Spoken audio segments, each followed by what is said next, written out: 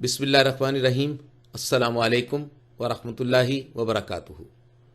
वालदैन और औलाद के साथ हुस्न सलूक का हुक्म।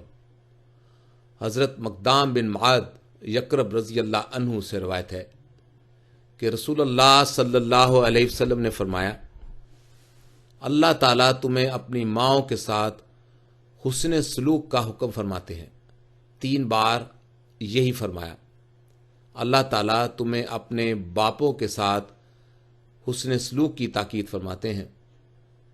अल्लाह ताला तुम्हें नज़दीक तर रिश्तेदार से हुस्न सलूक की ताकीद फरमाते हैं। फिर उसके बाद जो नज़दीक तर हो, दर्जा बदर्जा उनसे हुस्न सलूक की ताकीद फरमाते हैं। सुनन इब्न माजा, बुक ऑफ हदीस।